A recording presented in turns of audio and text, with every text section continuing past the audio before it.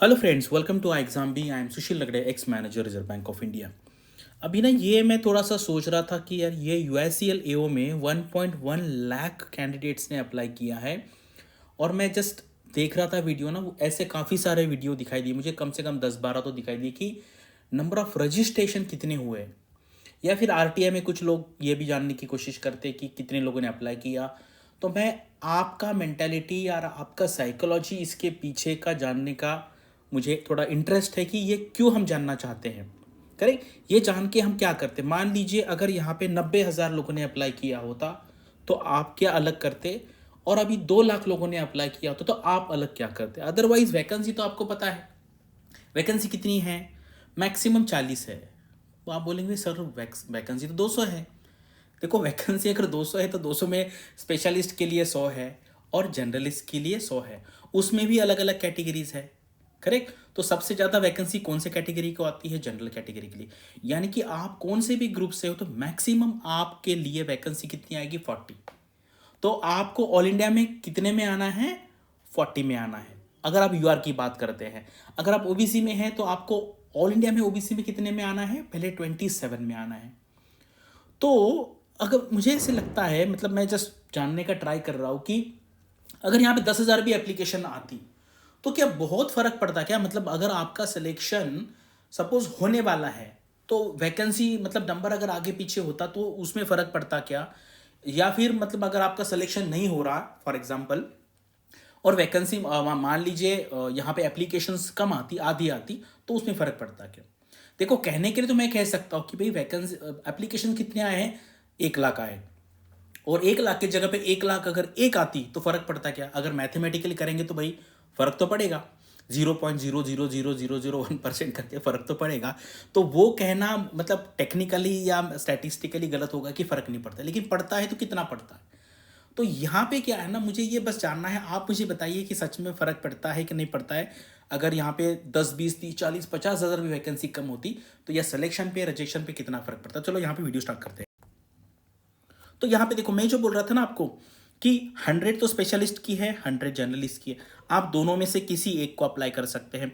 अगर आप स्पेशलिस्ट में करेंगे तो भी वो स्पेशलिस्ट में 100 की 100 वैकेंसी नहीं, उसमें भी 6 अलग अलग है, तो मैक्सिमम 20 है। अगर आप यूआर से आते हैं जनरल कैटेगरी तो आपके लिए कितनी सीट है? 8 सीट है। यानी कि स्पेशलिस्ट में मैक्सिमम किसी भी स्पेशलाइजेशन में किसी भी कैटेगरी को मैक्सिमम कितनी सीट है? 8 सीट है।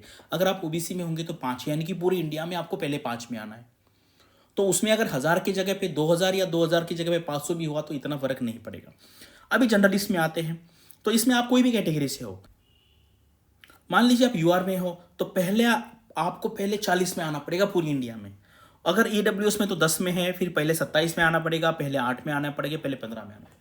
तो कंपटीशन यहाँ पे बहुत ज़्यादा है। तो मुझे ऐसे लगता है यार, ये नंबर जो है ना, ये सिर्फ हमें कुछ ना कुछ, मुझे ऐसे लगता है कि ना खालीपन है, कुछ तो भी खाली है। मतलब क्या बोलते हैं उसको, कि वैक्यूम है हमारे लाइफ में।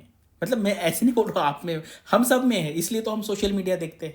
अदरवाइज भाई जिसको काम है भाई उसको तो ये देखने का कोई ये है नहीं। करेक्ट, उस पर कुछ बेनिफिट मिलेगा नहीं। फिर आप बोलेंगे फिर सर आप क्यों फिर वीडियो बना रहे? करेक्ट, ये तो वही क्वेश्चन तो सही है, आप क्यों बना रहे? क्योंकि देखो, आई एम ए क्रिएटर, और क्रिएटर में क्या होता है, फिर लोगों को जो चाहिए वो बनाना पड़ता है।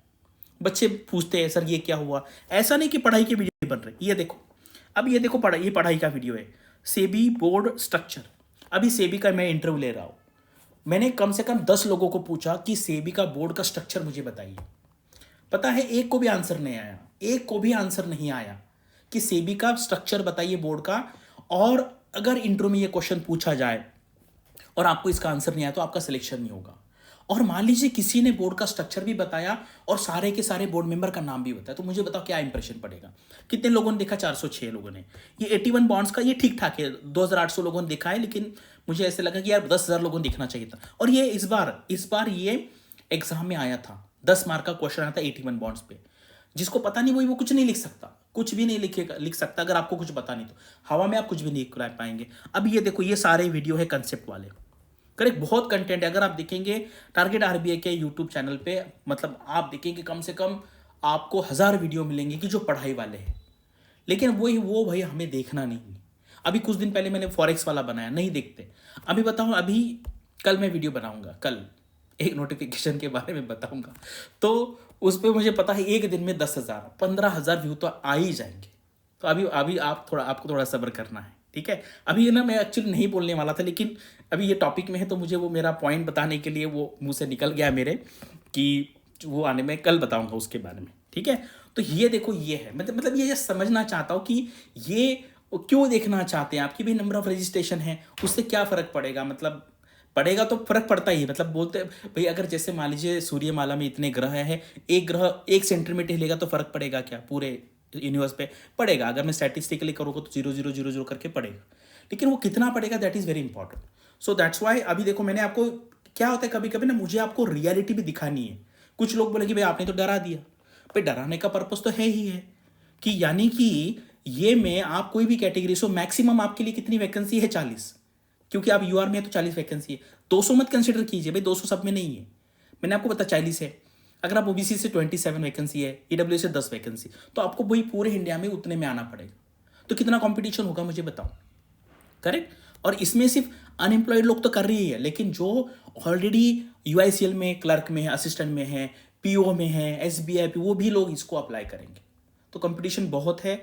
आप अभी ये, मैंने तो वीडियो यहाँ पे बनाया आपको ये करने के लिए, लेकिन मैं आपको बताता हूँ अभी एक जस्ट एडवाइस है स्मॉल, कि आप ये नंबर ऑफ रजिस्ट्रेशन वाले कितने, क्या कहते हैं, कितने लोगों ने अप्लाई किया था, ये वीडियो बिल्कुल मत देखिए, ठीक है। उसके जगह पे आप दूसरा कुछ तो भी देख लीजिए पढ़ाई वाला, करेक्ट। और कभी कभी क्या है ना, ऐसे वीडियो अगर देखना है, मान लीजिए तो आपका जो सबसे लो टाइम है दिन का, लो यानी कि उस टाइम आप पढ़ाई कर ही नहीं सकते, आप चाय पी रहे हैं, करेक्ट, तब, या फिर कुछ घूम रहे हैं तो उस टाइम देख लो। अदरवाइज प्राइम टाइम में तो देखना ही नहीं।